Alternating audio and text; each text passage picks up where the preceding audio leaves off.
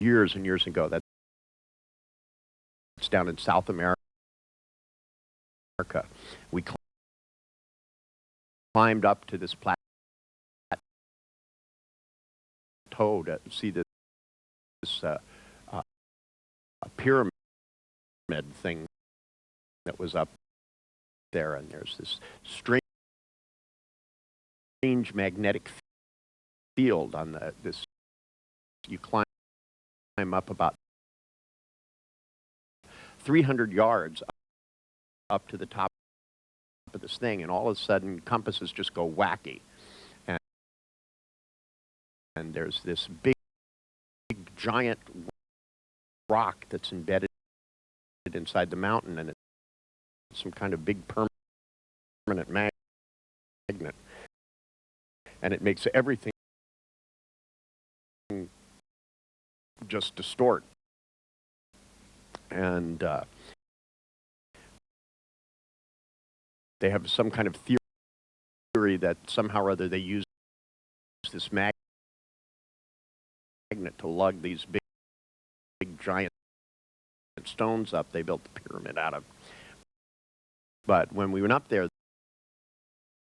there was a coffee shack, a little metal shack that was sitting there, and I heard Wagner playing out of it. And I went over, and there are these two Germans, and they had this perfect table set perfectly, you know, with the big giant forks and everything, and having this, and they were eating German food and listening to German music, and it turned out they had come there with an archaeological team, and they decided it was a good place to live, so they just stayed. And they'd been there for years, but they were not going to change their lifestyle. Of course not. You know, they imported everything. It was funny. They had a German wine. They had everything. It was actually kind of nice because I was sick of all the things, you know, that dried food you eat when you're backpacking in places. And I asked them how they got all this stuff in there, and they actually go to the city and pick up a shipment, and they bring it up by barrel. They have 3 of these donkey things, and they carry it up the mountains so that it's this major event once a month so that they can get all their supplies up there so that they don't have to eat any of the local food except vegetables, of course. They, you know, lettuce and things like that. And the other local thing they seem to be consuming in great abundance is called cocaine. Because I'll tell you, these people had been so industrious. You know, they had built this whole house and gardens and rock walls that went down the side, and I mean, it looked like they'd been busy.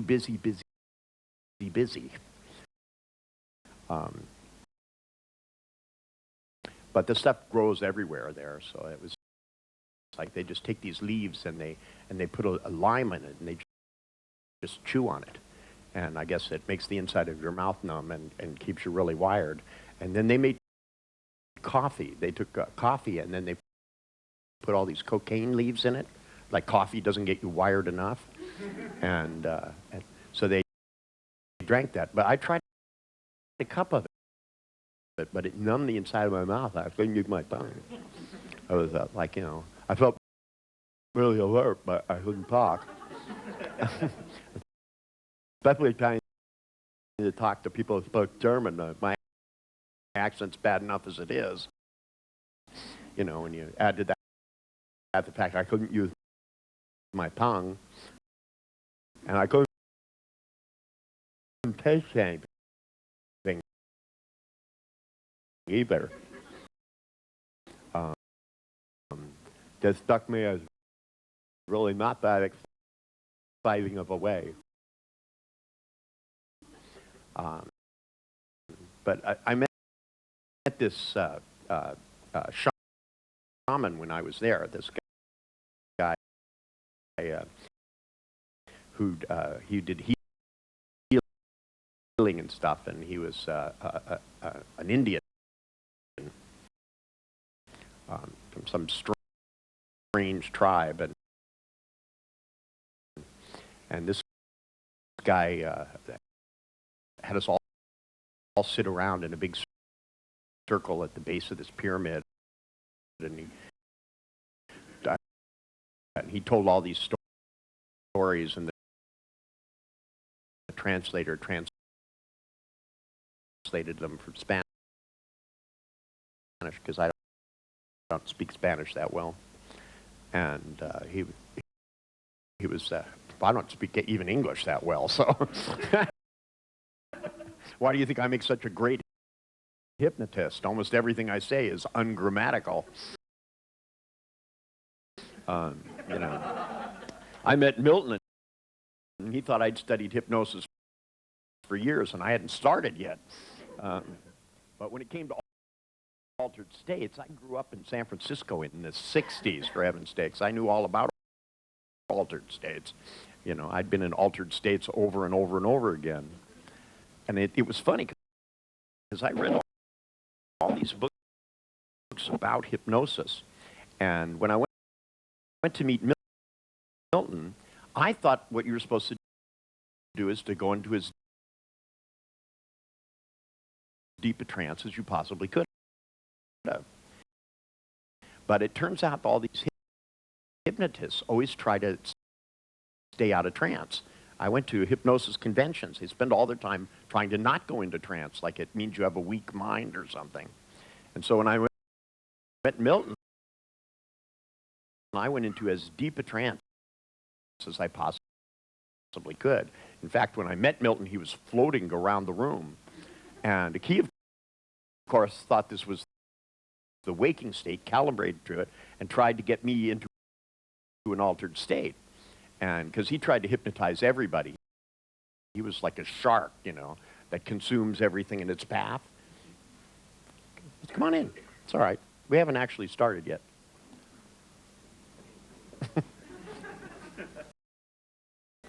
We were waiting for you. For a couple of reasons, actually. Because you and I spoke before you left, and I was surprised that that you had been to seminars with Tony Robbins and all these people, and you haven't spent time going into trance.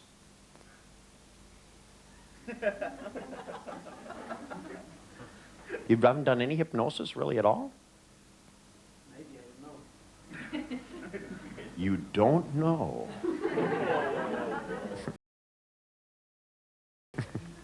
Do. Well, I think you should know. Say, as much as I studied with Milton, Milton was a really covert hypnotist. He spent time putting people in trance in ways they wouldn't know about. I'm a little more blunt than that. I walk up to people and look them straight in the eye and say, look me in the eye. You're growing tired. Things like that, because you've been in altered states. Do you need those headphones? 50%. Do you have any idea what I'm saying to you? Are you just nodding and saying yes because you think it's the safe thing to do? Maybe the reason why I've never been into a trance. Maybe that isn't why you haven't been into a trance? Are you sure you're not a hypnotist that's not hypnotizing people as he isn't doing it now? Because the more you're not paying attention to things, the more that things aren't the way they don't seem.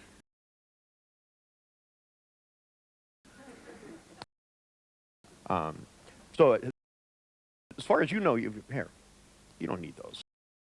Trust me.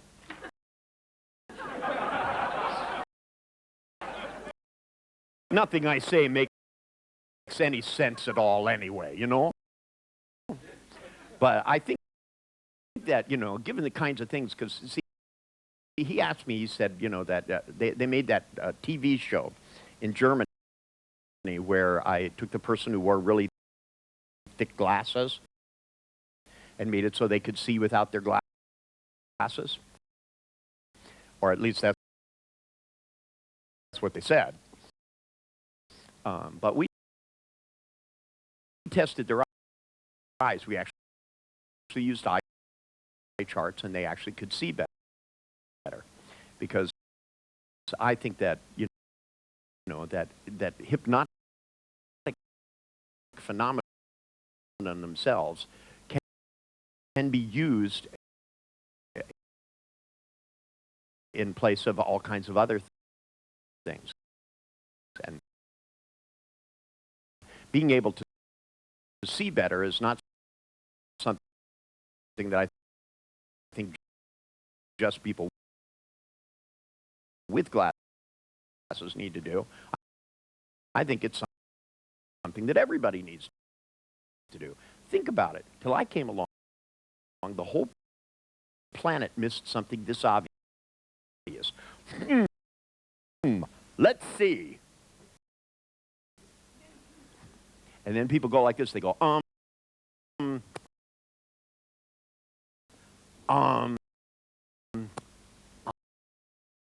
as they switch from one channel to the other to try and decide what they want. You go into a supermarket, people walk up to the counter, they look and they go,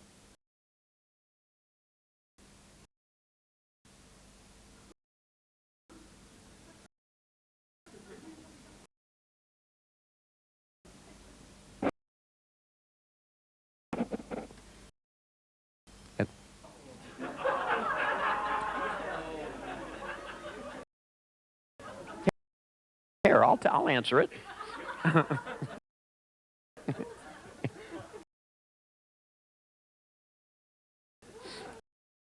I'm always willing to talk to somebody if they really want to. I go, hello? Who isn't this?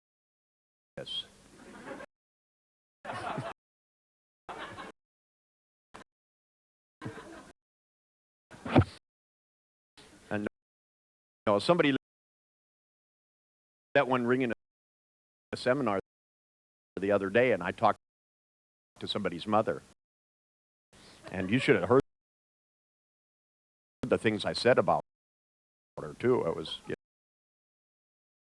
know. I said, oh, yeah.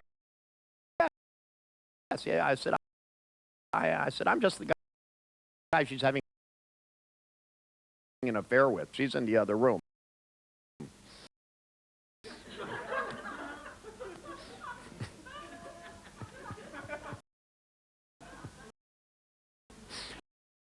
It was her mother-in-law, actually.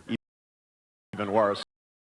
Well, she said it was her mother, but it turned out it was her mother-in-law. Anyway, I could tell you everything about her mother-in-law. Told me all about herself.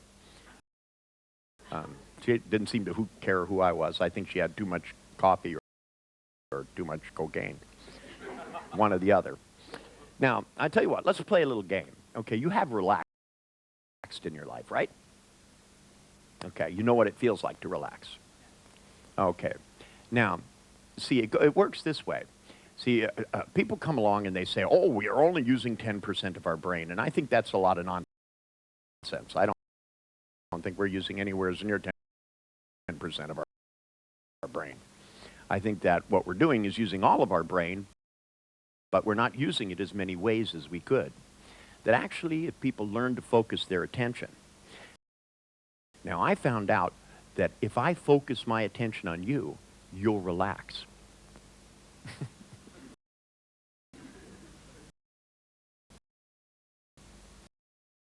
You believe that?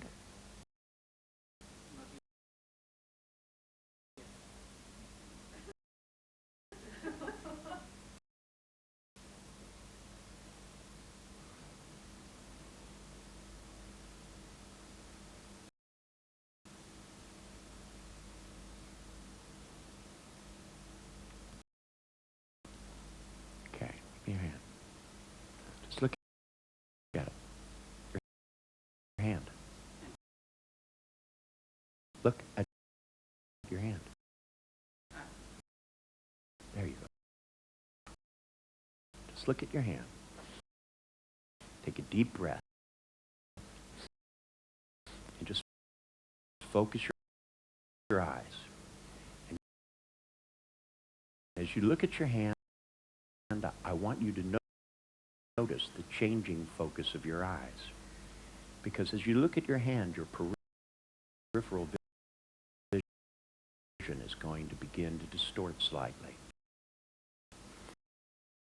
And when it does, I want you to pull your hand a little bit towards your face and to realize what you're doing now is just learning something new. Something that will stay with you for the rest of your life. Because if you know what it feels like to relax, this is a chance to relax so that you slip right behind your own beliefs.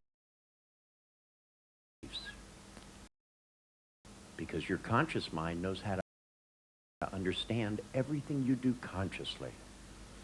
But unconsciously, there's so much more. You can keep your heart beating, your blood pressure, and very slowly now take a deep breath and let your eyes close. That's right. There you go. Just close your eyes. Now, I want you to listen to each and every word consciously, but unconsciously, I want you to take the feeling of relaxation and begin to move it in your body faster, just like what we did this morning. But give yourself a chance to relax. How are you doing? You've forgotten your name tag.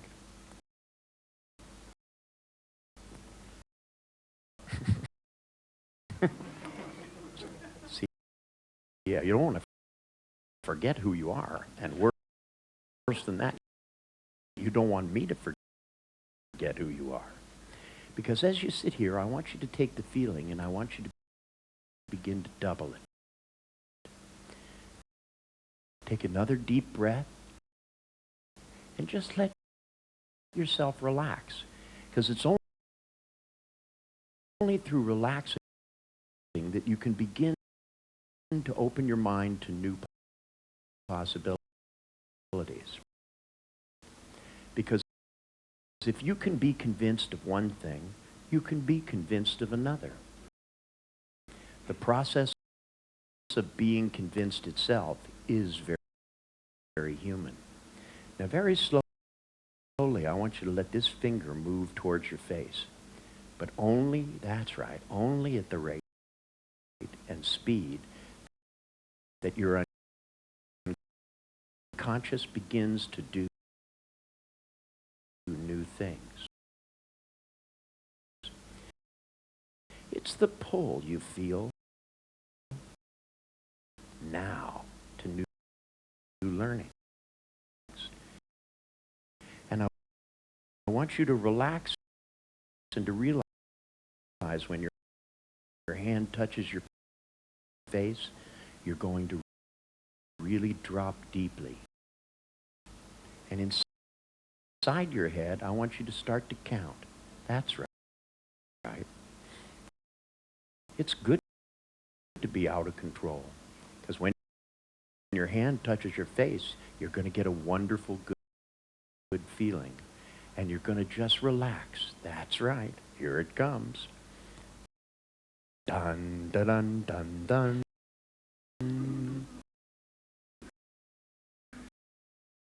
Getting very close now. And you can say, oh no, my hand is going to make me relax. That's right. Here we go. And you may start laughing, but just start relaxing right now. There you go. All the way down. Just relax. It's okay.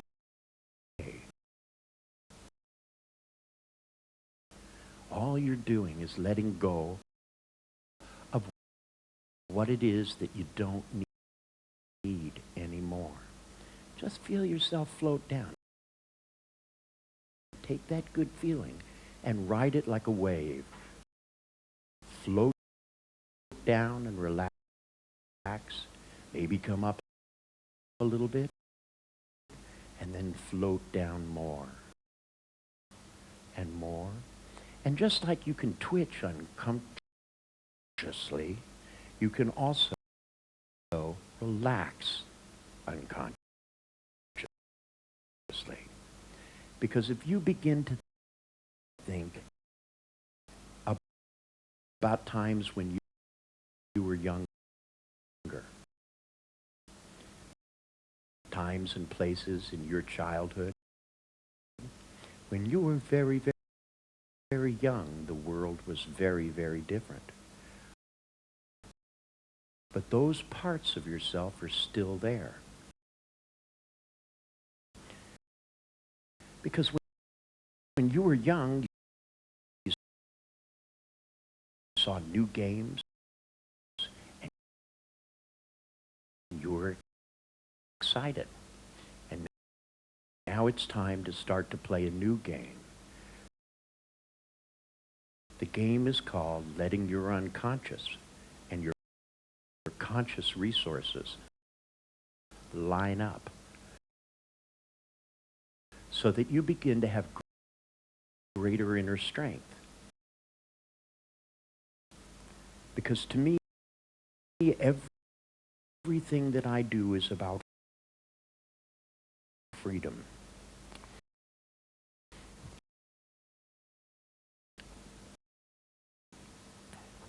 Hi, how you doing? Take a look at your hand. That's right. Take a deep breath. Close your eyes now. Just relax and realize each and every one of you in here is engaged in the process of learning. And if you let your unconscious do just the same thing his did, give it a chance to go in so that you begin to get a hold of the other mind. Not that mind, the other mind. The other mind. So that you can begin to feel good for no reason.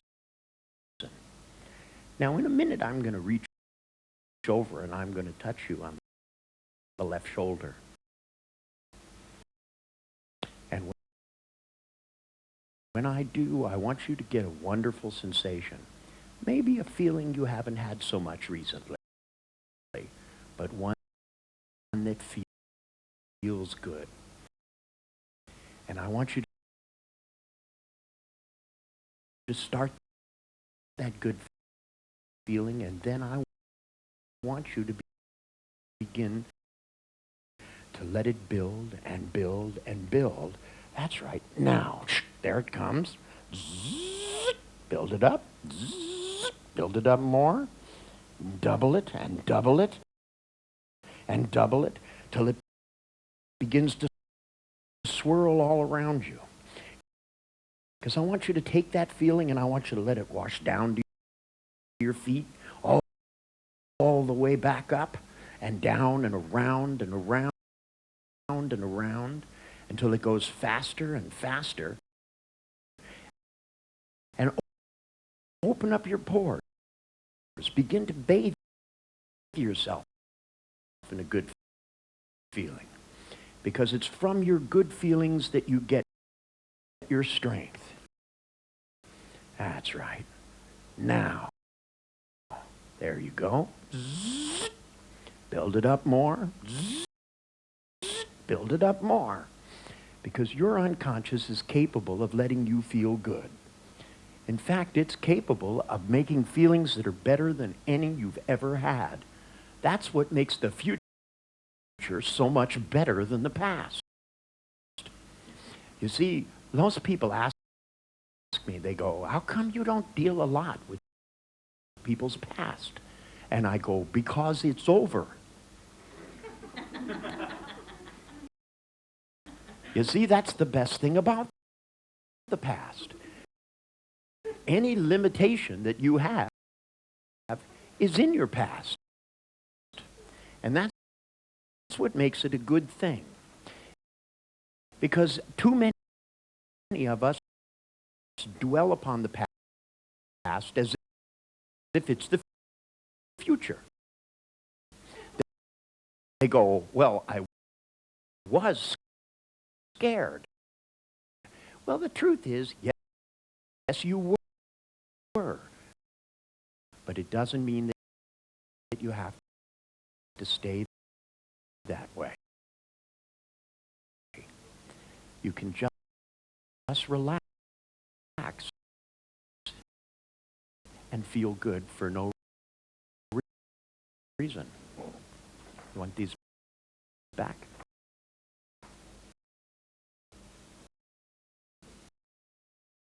Or do you need them? Nah. I'll wear them. Hello?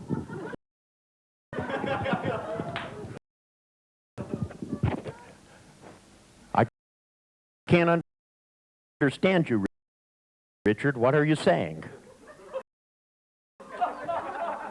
Can you speak English? I can't fucking understand you.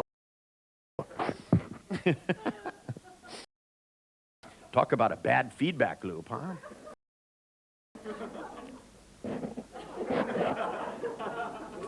I was told I was the devil by someone, but I said no, but he does work for me from time to time.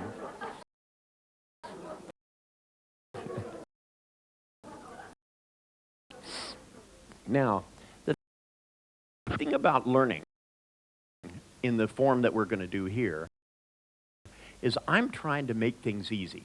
And I know some of you have far too much education for that you think things need to be complicated. But they really don't. That to me, the process of learning is learning to use your unconscious resources. Hi, Peter, how you doing? Great.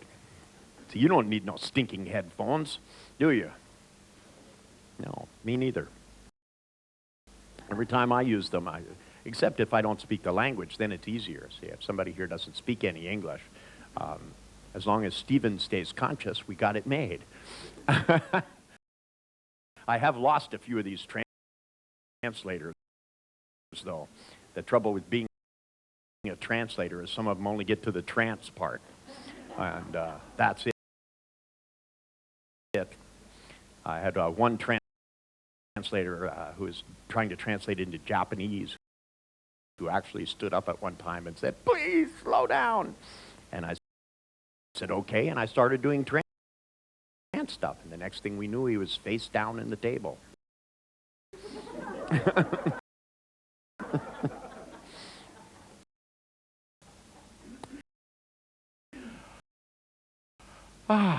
Well, anyway, this afternoon, what I wanted to do was to start with a couple of things, because I want you guys to practice feeling good for no reason. Because to me, this is the basis of how people make good decisions. It's also the basis on... Allow me to get a little closer here. This chair is too comfortable. It makes... Oops, I'm sorry.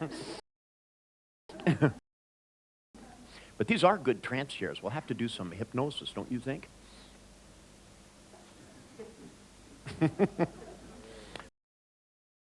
For example, if you were to go into a deep trance, what do you think you'd feel like? Yes? Warm. Warm? What else? Have you ever been in a really deep trance? Not sure about. You're not sure of that. How would you know if you were?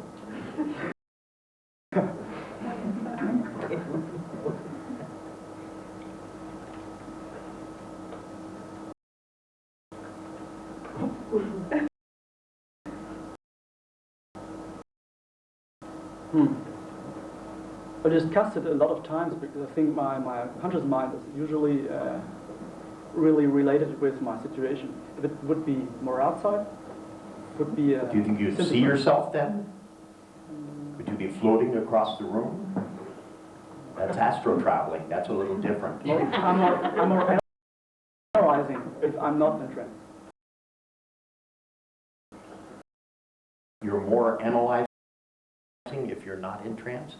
And when you analyze, how do you do that? Do you have a voice that talks to you?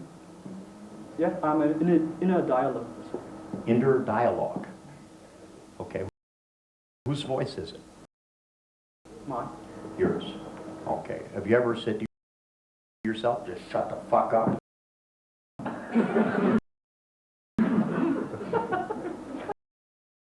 See, Richard, that's Richard's first of the 3 major mantras you have to learn. The first one is you go inside and you take this position like this, and you say to yourself, oh, shut the fuck up, shut the fuck up, shut the fuck up. I found out if you repeat this mantra long enough, eventually you'll shut the fuck up, right? Because if you talk to yourself about what you're doing, then what you're doing is talking to yourself. It doesn't necessarily mean, but if you focus your attention in new places, for example, try something. Sit back, put your feet on the floors. Okay. And what I want you to do is to literally take a deep breath, hold it for a second, and when you slowly let it out, let your consciousness go straight down the front of you, down the inside of your legs, right out to your toes.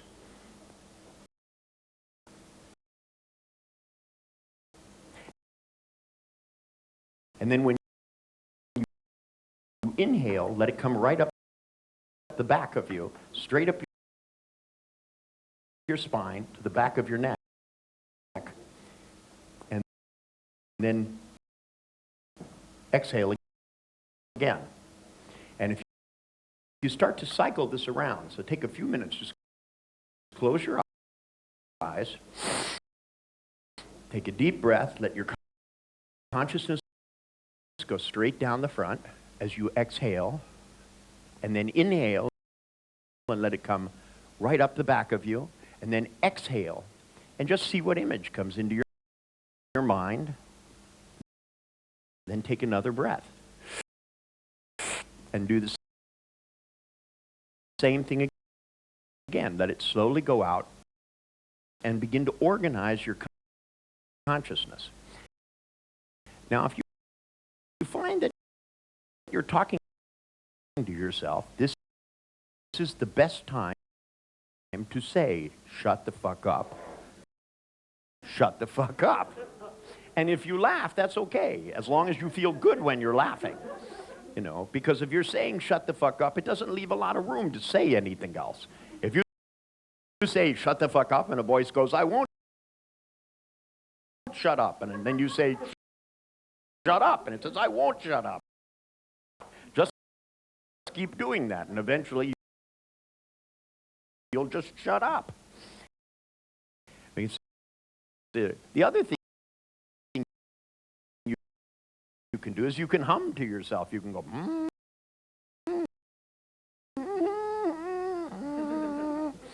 right? But if you give yourself a chance, rather than talking about what you're doing, realizing that if you just aim your consciousness in a new direction, you'll begin to open up the opportunity to begin to feel and to do different things.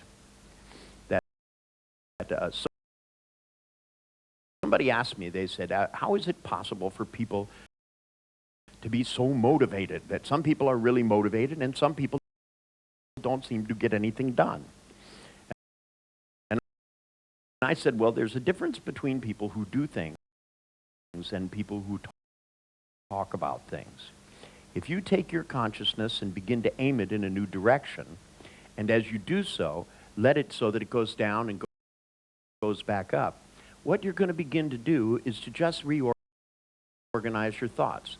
Since it's not something you've done before, what's going to happen is you're going to begin to affect your own neural cortex, the motor pathways, in a new way. Now, if you add this one step further and begin to think about what it feels like to relax, so that as you move your consciousness,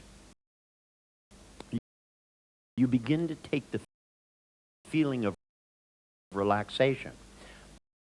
Literally think of a time when you were really, really relaxed. See what you saw when you were there, hear what you heard, and then just step inside, and as the feeling begins to fill your body, then just take the feeling and begin to double it. Because if you give yourself a chance to relax, a chance to line up not just your conscious resources, but your unconscious resources, it gives you the ability to begin to think about things differently.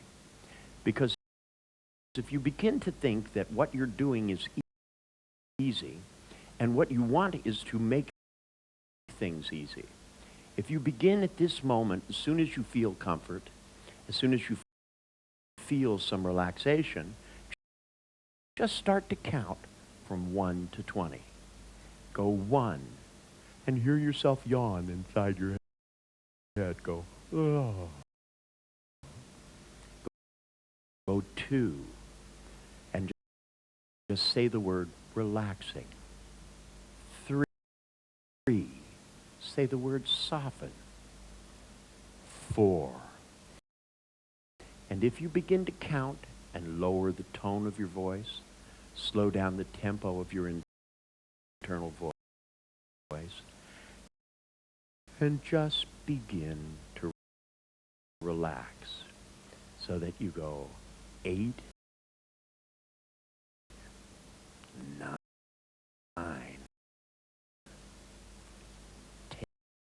10, 11, 12, 13,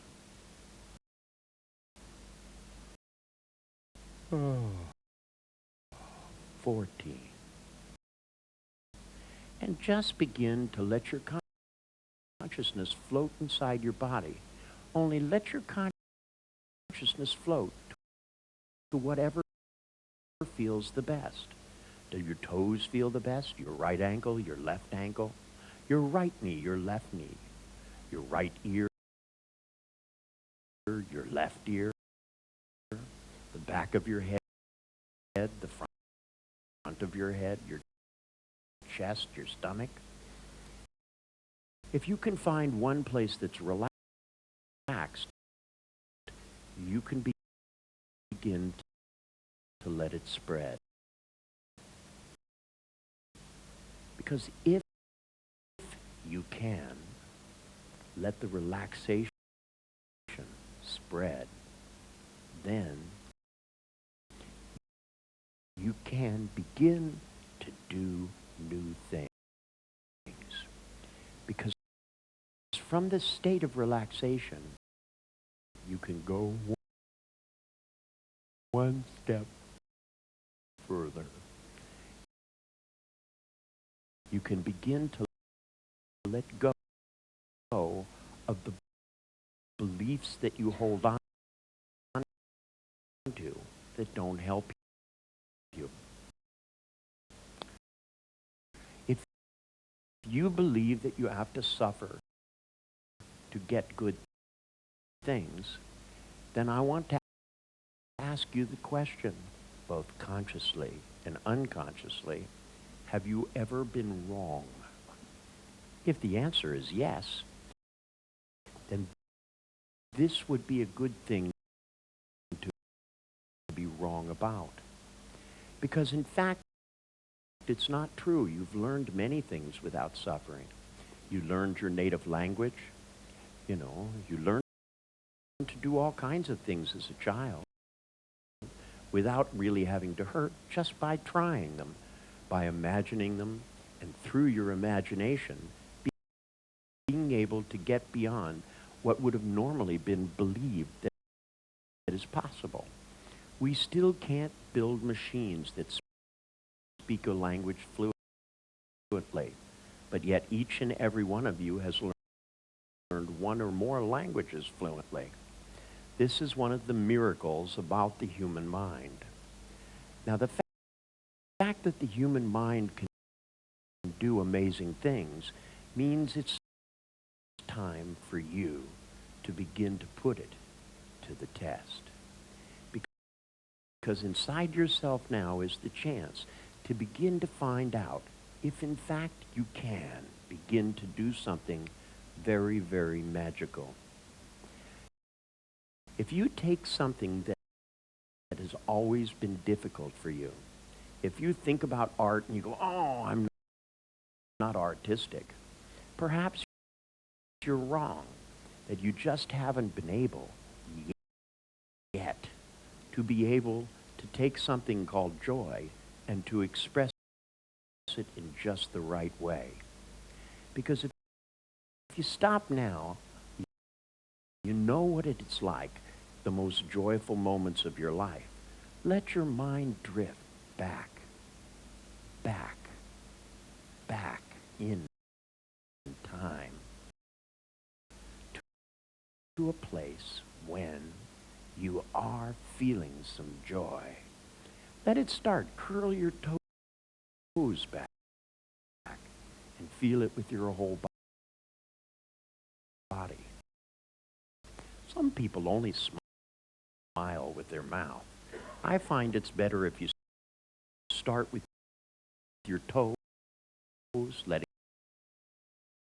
come all the way up your legs and all the way up your body and out your fingertips and all over your face.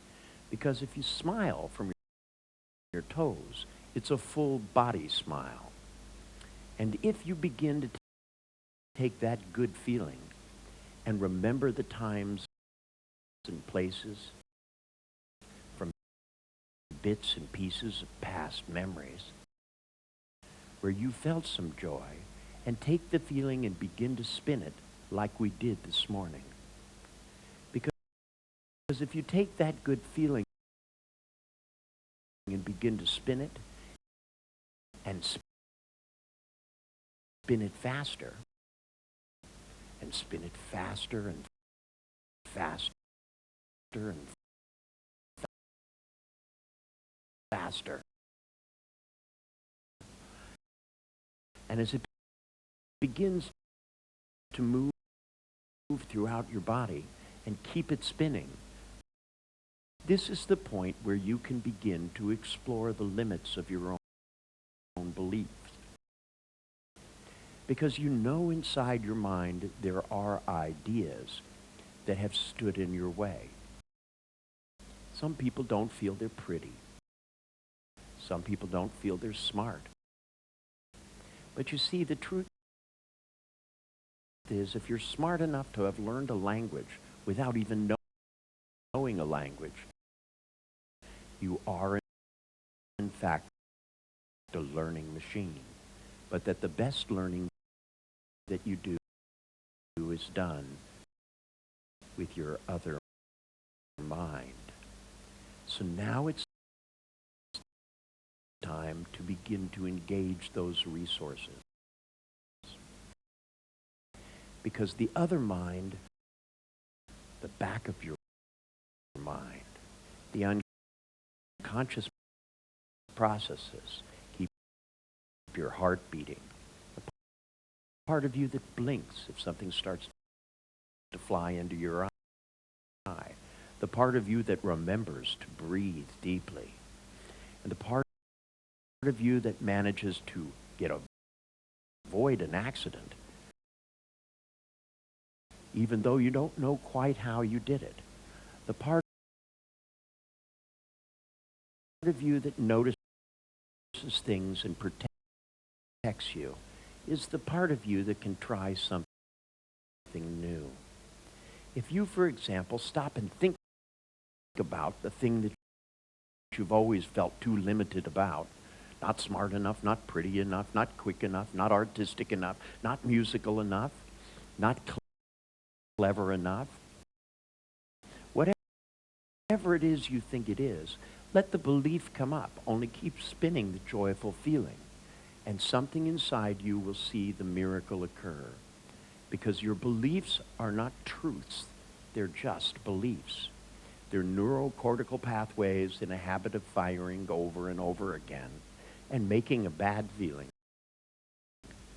And when you begin to spin a joyful feeling through the bad feeling, then something silly begins to happen. Your limitations begin to dissolve right before your eyes. So that as you sit here now, spinning a joyful feeling, beginning to think about the limitations, I want you to take serious ideas about how much joy you can feel in your love life, joy in your work, joy in your children, joy in your friends. And I want you to begin to break on through to the other side. Because the pictures in mind are only limited by your imagination. If you change the pictures and you change the voices, you change your potential. Because potentially there are some things that you might have never done in your life until you change the way you think about them. If you really believe that people can't change, you won't do everything with every fiber of your soul to change them, and you certainly won't give yourself the same chance. Now, my question to you is, as you start to go in deeper and deeper, give yourself a chance now to relax even more. Ask yourself the question, just how relaxed can I be? And feeling good at the same time. Let yourself start to slip, down and down. Just let yourself float, and on the inside of your mind, you don't need to say anything. Just pay attention to which parts of your body are relaxing. If you notice a place that's tense, only ignore it. Just go for what helps you to soften, to feel smoother. And once again, you can start to count. Only this time, count from 20 to 40. Start 20, 21, 22, 23, 24. And if you begin to relax the muscles in your face, the muscles in your cheeks, the muscles in your chin, your shoulders, your chest, maybe then you could float up out of your body a little bit and look at yourself and see yourself relaxing. Because if you use every part of your imagination, if your internal voice is occupied with counting at the same time I'm speaking, and you're watching yourself relax, suddenly you begin to line up all your resources to find out just how good you can feel. If you must ask questions, Ask how much comfort is there. And just let yourself float down. And if you float back up, just float back down again. All we're doing here is preparation. Because the more you are able to focus your attention, the more things you'll be able to do no matter what you do.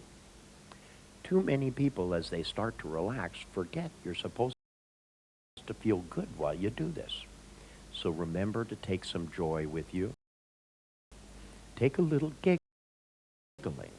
If you get down deep enough, you're bound to find a giggle. And the giggle you find is only going to help you to begin to let go of what it is that you no longer need. Now, I know that whether or not you know, your unconscious knows just what learning is about. Because right now, all we're trying to do is to learn, to begin to go down and find a happy thought. If Peter Pan could fly with a happy thought, imagine what you'll be able to do.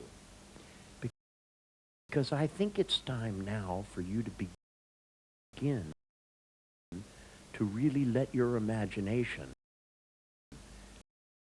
dream dreams of the possibilities of the things you could seize in your own future.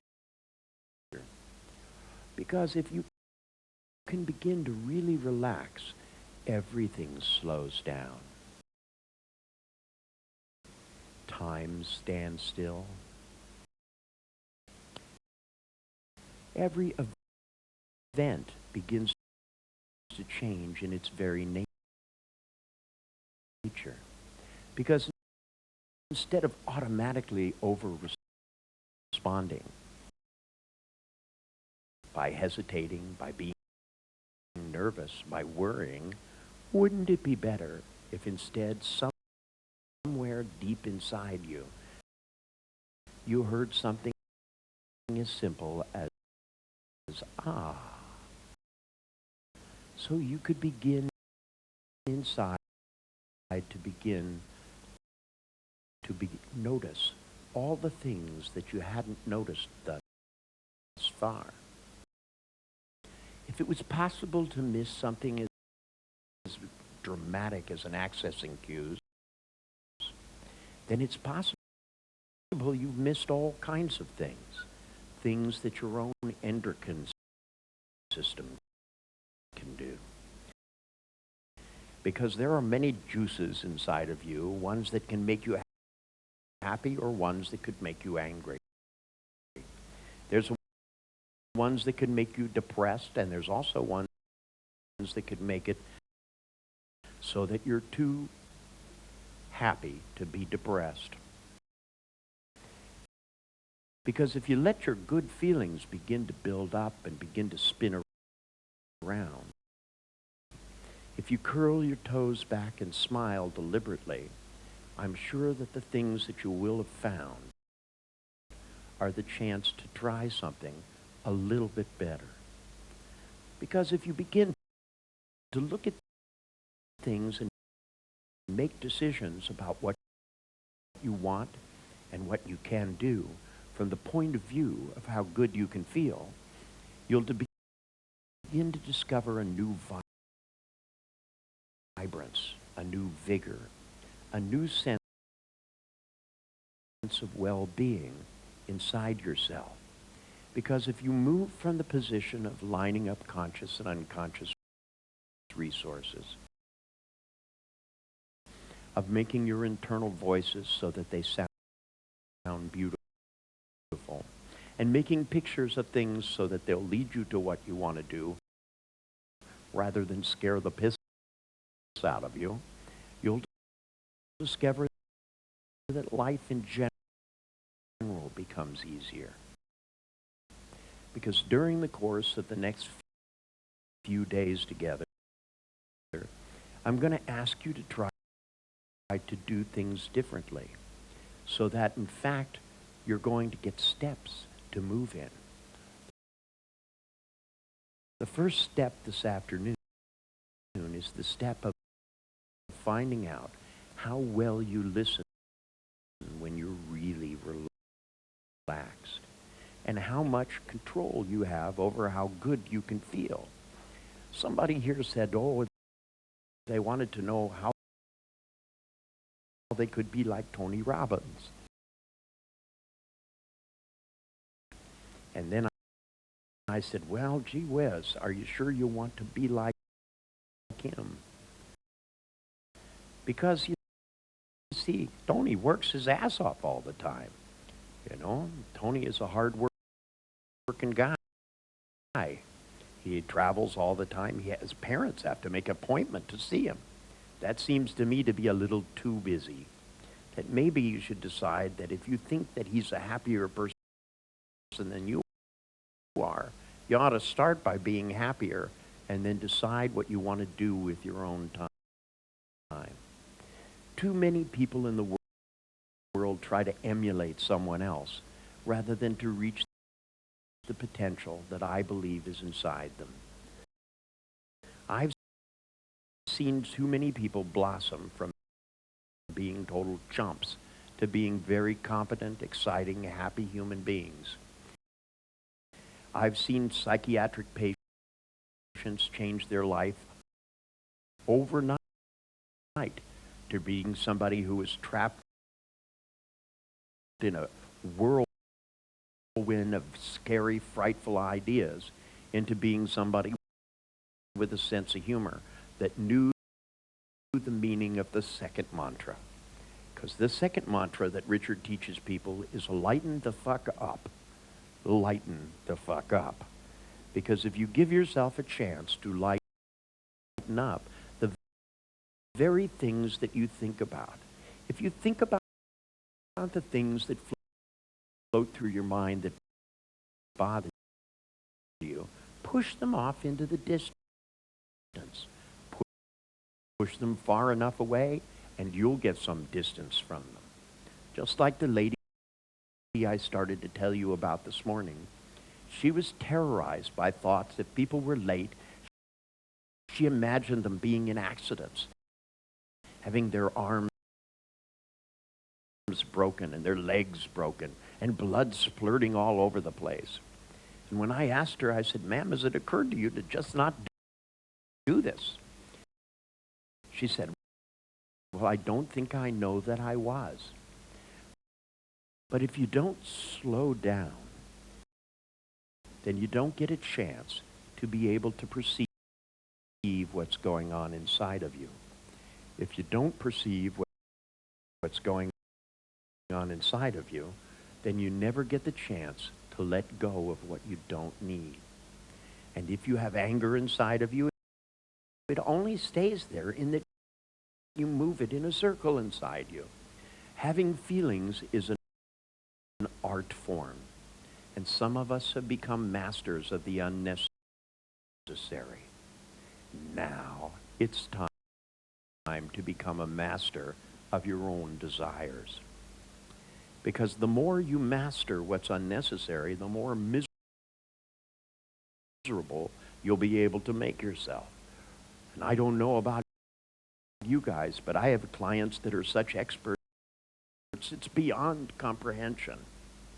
I had one client that was sent to me by his grandfather. His grandfather's a very, very successful man. In fact, he was a chairman of the New York Stock Exchange. He was a multi-billionaire.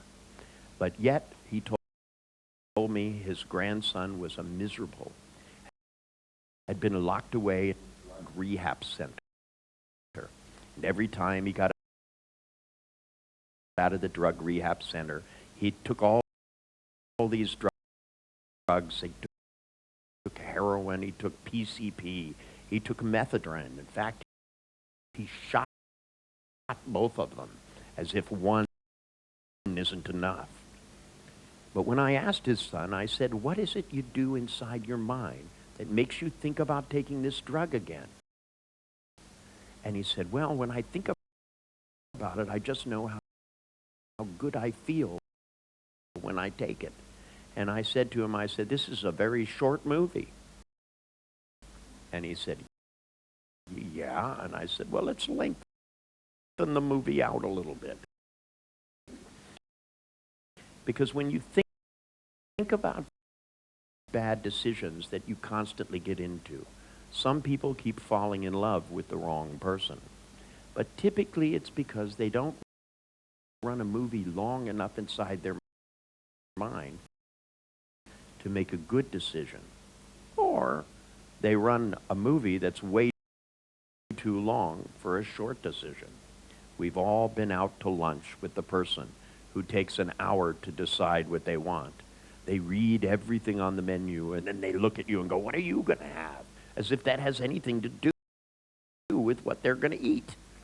But typically people like that, when you say, I'm going to have the bacon, lettuce, and tomato sandwich, pick anything else. And as a way of deciding what you're going to have in your life, finding out what other people have and picking anything else might not be so bad in a restaurant, but it's terrible when it comes to husbands and wives. So in terms of the decisions that you make, you want to be able to have something which is appropriate. Now, right now, I'm asking you to decide how you want to feel about new things. Because the power of having beliefs, if you think right now, if I asked each and every one of you, do you believe the sun is coming up tomorrow? I know that you would all say yes. Actually, the earth turns, the sun pretty much doesn't come up, but it looks that way. And we all know what we mean by that. The phenomenon, if you didn't believe that there was going to be a tomorrow, being in a seminar to learn things you can use in the future would be an extremely bad decision. On the other hand, since you do believe that there is a future, the trick is, how do I make decisions so that I can make my future brighter?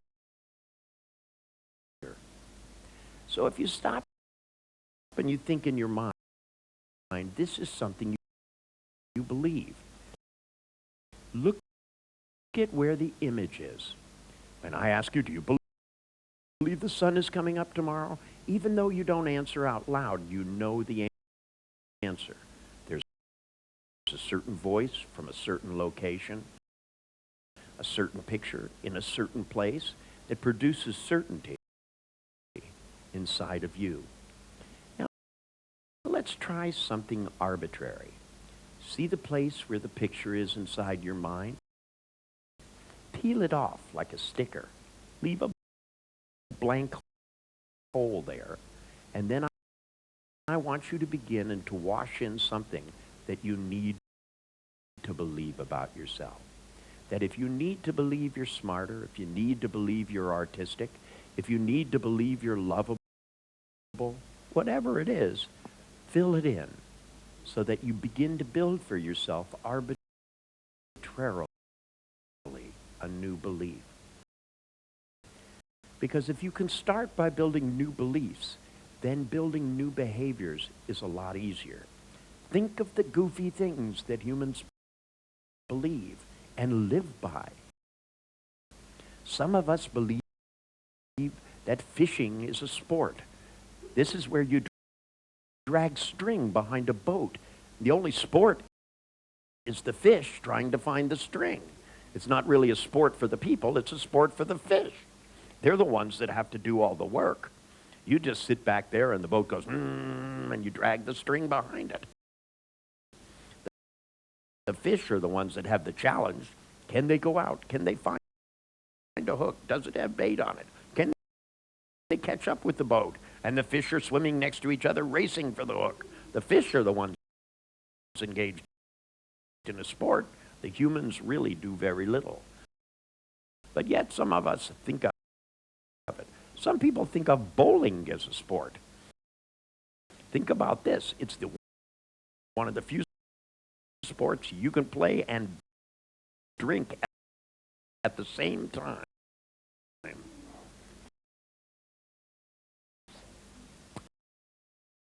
But you see, some people think playing tennis is fun. That is, whacking balls back and forth across the net and chasing after them. My dog won't even do that. My dog says she's not a retriever. She doesn't have to fetch nothing. It's not in the contract. Now, I know that it's possible for each one of you, if you put one new belief up inside your mind, it's a chance for you this time to begin to start things differently. Because if you can just put one new idea in your head, what's going to happen is that you're going to begin to offer yourself the opportunity to do something new and in a different way. Now, in a moment, I want you to do something. I want you to just count from 5 to 1. Only I want you to wake up all the way back to your waking state, because we're just going to practice altering our states a little bit. And I want you to go 5, 4, 3, 2, 1, -1, -2, -3, -4, -5.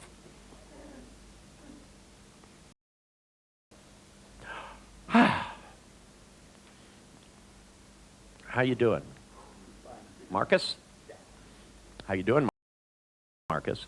Fine. Sure?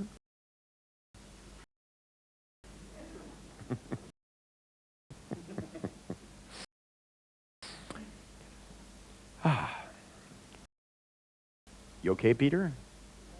Remember I said to wake up now, okay?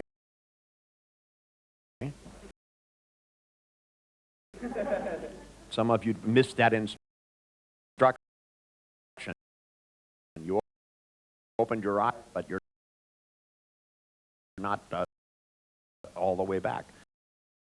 Come on back. See, we want to practice.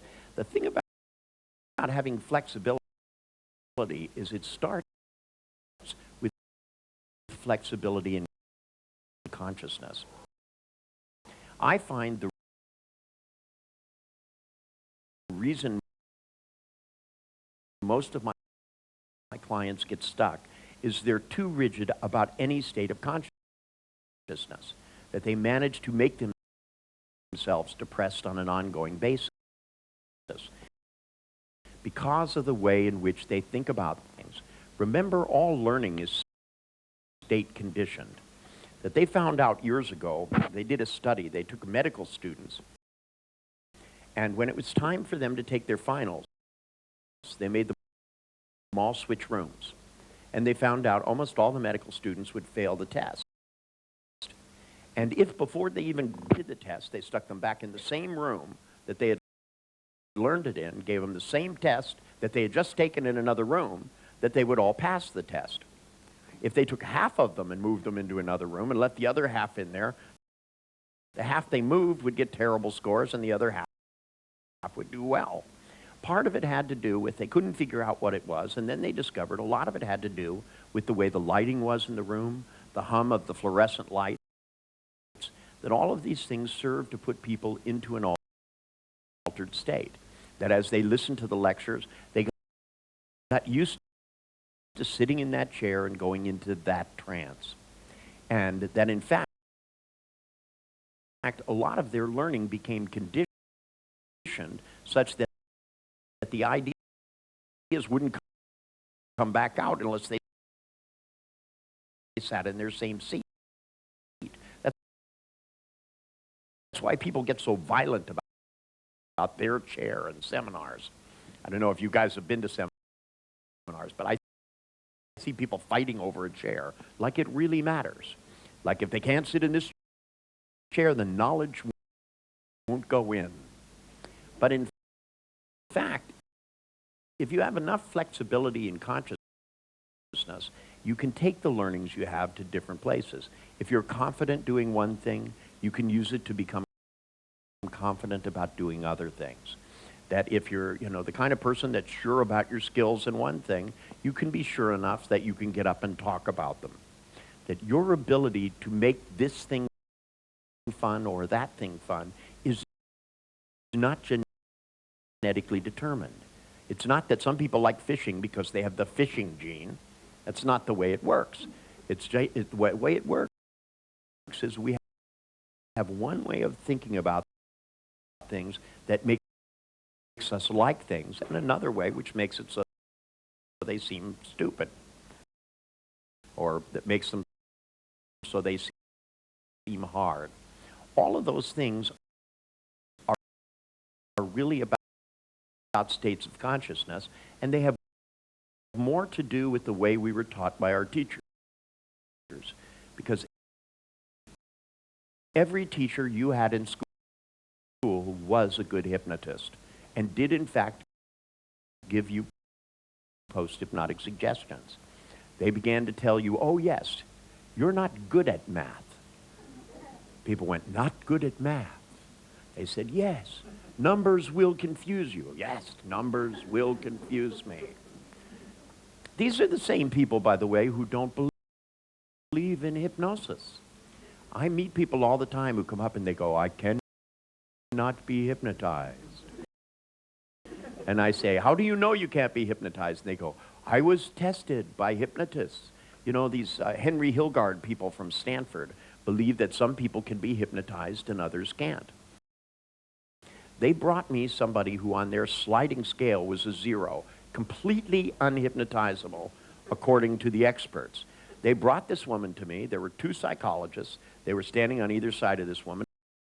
And when I looked at her, she was in a deep trance already.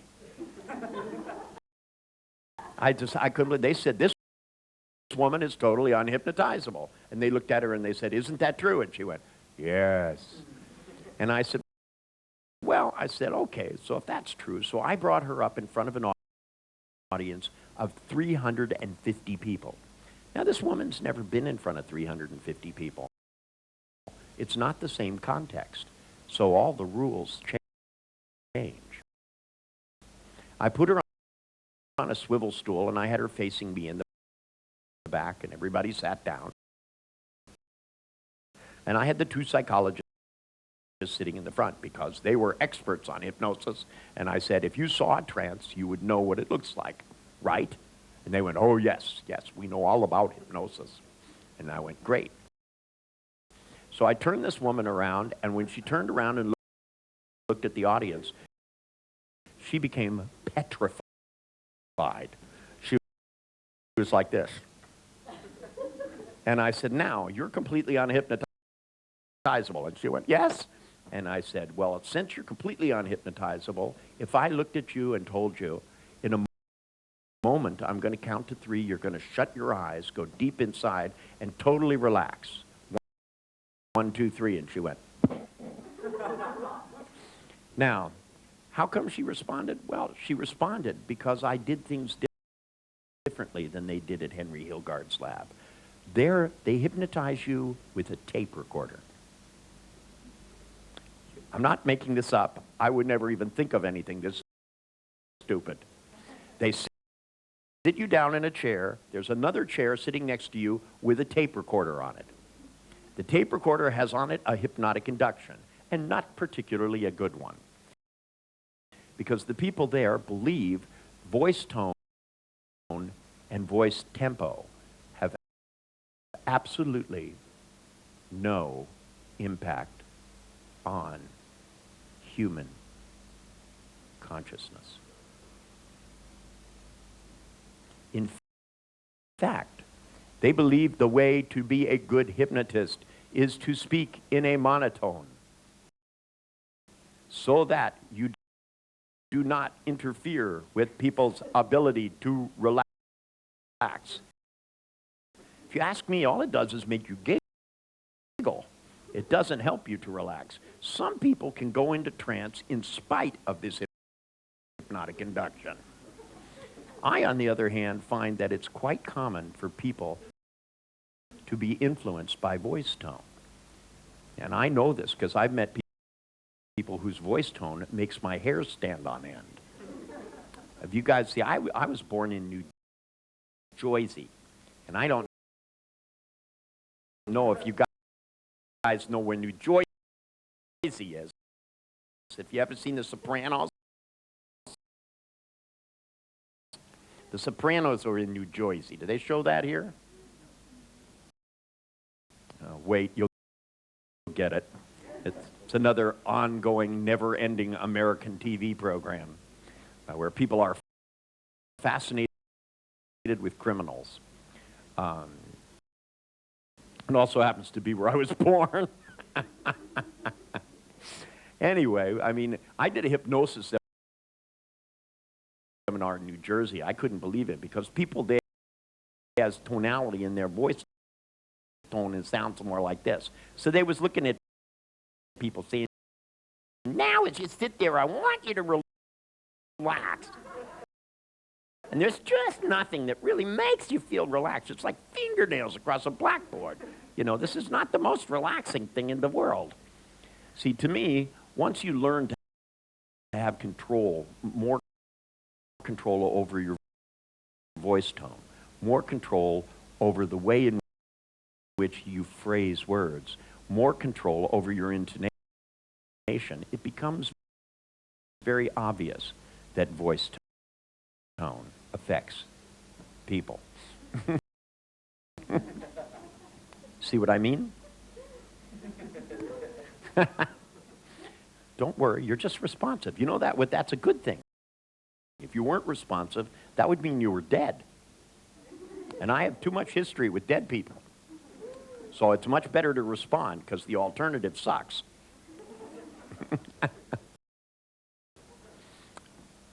See, watch how easy it is. All I have to do is look at you and go like this. I can go 1, 2, that's right, 3, 4, 5. Close your eyes now. Just drift down and take a moment, and I want you to feel good. That's right. How about a little tingling at the midline? You can tingle better than that. Because if you begin to feel a little tingling, it can spread a little warmth, if you know what I mean.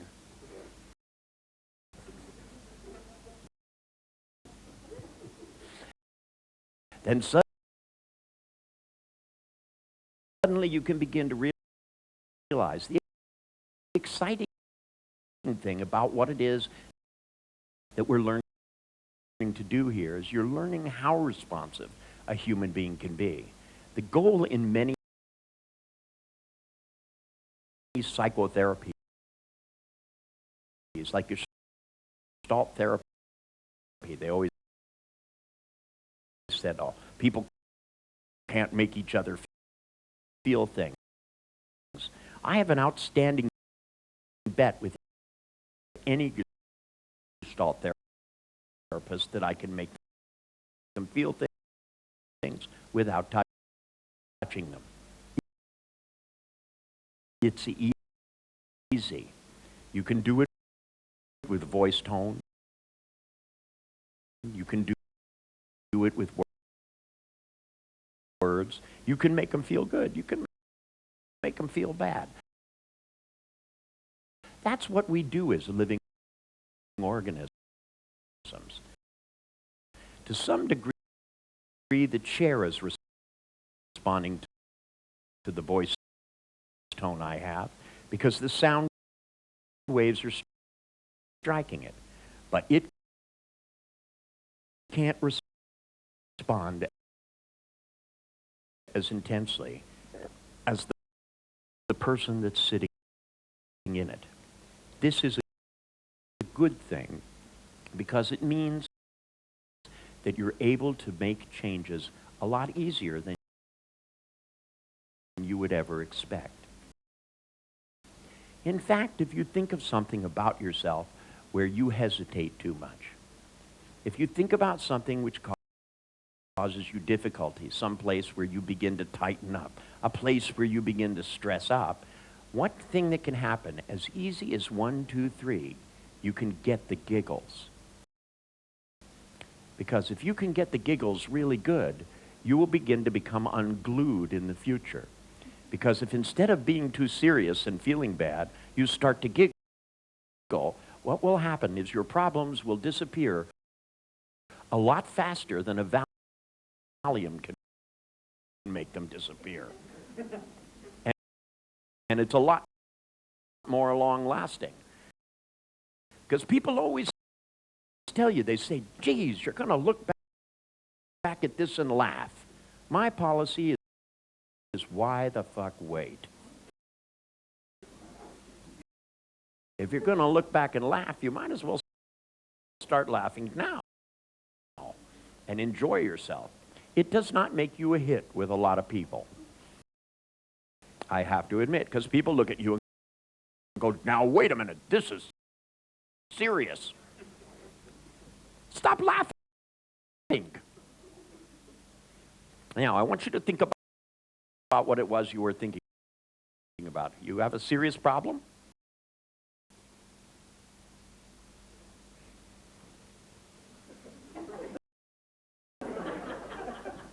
Gotcha. Okay, now think about it. Because if you start laughing, here's the good part. Now you can begin to think of new solutions. Because if you feel bad in the same way, you can only think of the same ideas. So it means you're stuck in exactly the same fashion.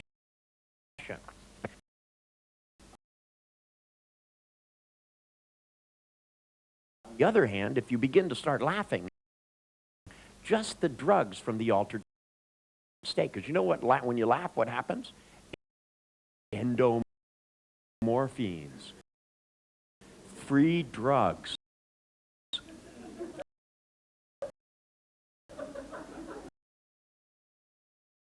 Because every one of you, you know, is a drug manufacturing plant. In fact, it's not the drugs that actually get you high. It's your body's response to them. And after a while, you begin to discover. If any of you have ever seen a stage hypnotist, have seen a stage hypnotist make people drunk without drinking a single drop. You know, it's one of the most common hypnotic phenomenon you ever see. Every time I've gone to Vegas, there's a stage show with some hypnotist. I went and saw Pat Collins, the hip hypnotist. Have you ever seen her on TV or something? She was very famous in the 40s and the 50s, and I thought she was dead, but it turns out she was still alive. She was just a little bit older. But she came up and she took a whole bunch of people and put them on the stage, and she did all these different hypnotic phenomena with them, and then she told them all that when they opened their eyes, they would be absolutely, totally as drunk as they had ever been. And these people came out and they were just like totally buzzed beyond belief. And one of them got up and walked away. Now the others she like put back into trance and made it go away, but this one person disappeared. They were gone. And when I went out of the stage show, they were sitting out in the casino, still blasted out of their head, playing a slot machine like this and talking to somebody and like that. And this one guy came up from the casino. He was a security guard. And he goes, "Sir," he said, I think you better come with me. You've had too much to drink." And the guy turned around. He looked at me and said, "Wait a minute." He says, "I haven't had a drink in 5 years." And the guy goes, "Right, sure you haven't. Just come with me, sir." And he pushed him away. He goes, "Well, look," he said, "give me a sobriety test." And the guy goes, "What do you mean a sobriety?" He said, "Give me one of those breath tests. It's I'll prove it to you." And so the guy goes and he reaches in his pocket and he pulls out a balloon, and the guy blows in the balloon, and the guy goes back into his office, and he comes back out and he gives him another balloon. And the guy fills up the balloon, he goes back in his office, he came out and he gave him a third balloon.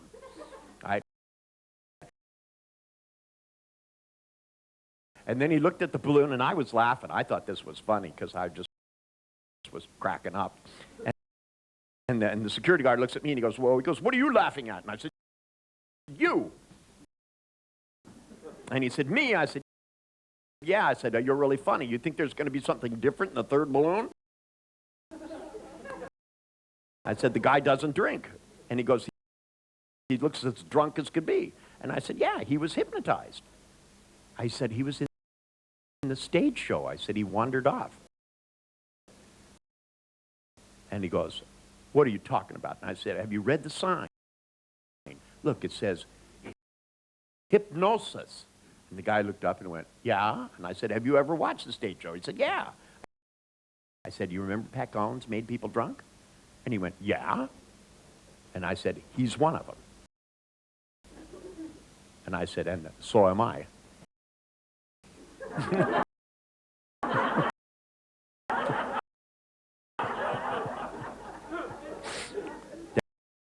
And I looked at him and I said, "And so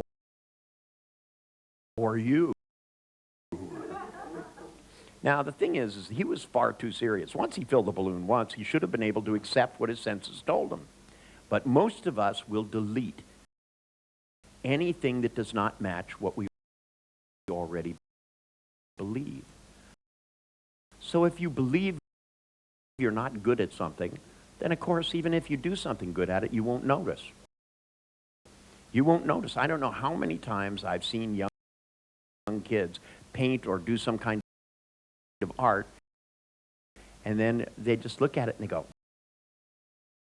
"Ah," because teachers told them they weren't artistic. So they never see the beauty in things. If you don't take the time to notice things in a new way, guess what? You won't. Anyway, gosh, an hour went by, poof, just like that. Can you believe it? Exactly 1 hour, bang, just like that. Funny how time moves fast and moves slow, depending upon what state I'm in.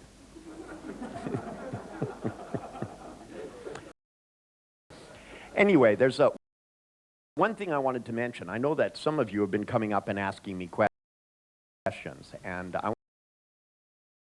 wanted to tell you that for the rest of the time we're here, if you do have questions about something, or you think of something tonight that, write it down on a piece of paper in English. Okay? Big letters so I can see them, and just set it up here on the table so that, if, you know, because the time we have here is not really that structured. It's not that we decided to do a workshop that's on design human engineering or on this or on that. So we really can talk about pretty much anything we want to. So if there are things that interest you, I want you to either feel free to raise your hand and ask questions, if you can, or at least write them down and give them to me. If you don't know how to write something in English, ask Stephen and he will write it down for you. Or you can ask the workshop master. He's my slave master for the weekend. Because somebody once asked me, they said, "What do you do for a living?" And I said, "I'm the highest paid hooker on the face of the earth. But I only give words."